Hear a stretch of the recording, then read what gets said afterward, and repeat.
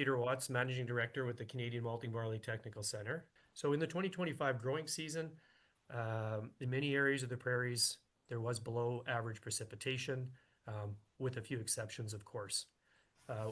Very dry conditions in a lot of regions through the middle of June had a lot of people concerned, but we did get some good rains in late June and in July, which have saved crops in many areas where the barley and other crops were in pretty dire condition.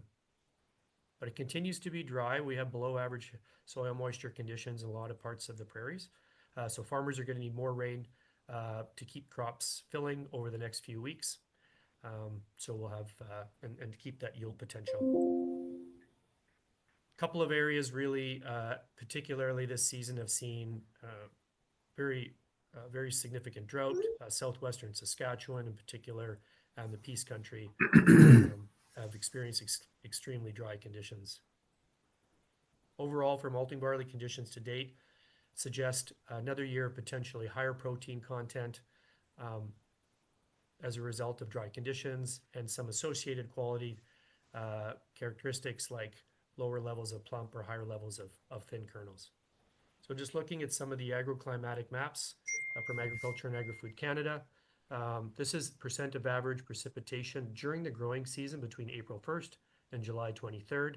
And so those yellow and orange and red areas indicate below average precipitation during this growing season, and then the light and dark green and blue areas indicate above average precipitation. So we can see about 2/3 of the prairies experienced below average precipitation throughout the growing season, and some really particularly significant drought areas. As you can see, the Peace Country there is very bad. Some parts of central Manitoba in the Interlake region, and of course southwestern Saskatchewan has been really hard hit this season. Over the past 30 days, however, we did receive some meaningful precipitation. So this is accumulated precipitation in the past 30 days up till July 23rd. So those green areas are showing between sort of the dark green areas between 40 and 50 millimeters of rain. And then the darker blue areas between 100 and 125, 150 millimeters. So pretty significant rainfall, which in some areas really has made the difference in turning crops around. And some areas, crops that were looking pretty dire are now actually looking pretty good. And so we're not going to have an above average yield this year, but maybe somewhere at average or just slightly below average in many areas. But still, soil moisture conditions are very dry. So this is the drought model as of July 21st.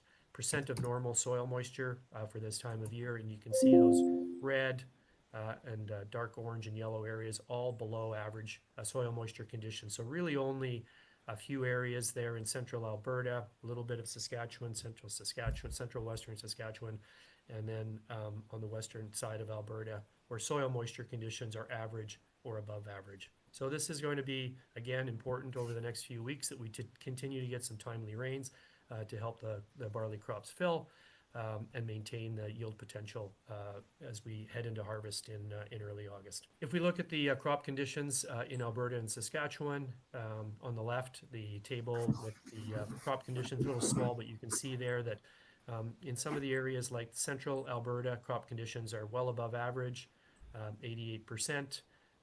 In the south, a little below average, northeast, northwest Alberta, a little above average, and then the Peace Country, well below average conditions at this time.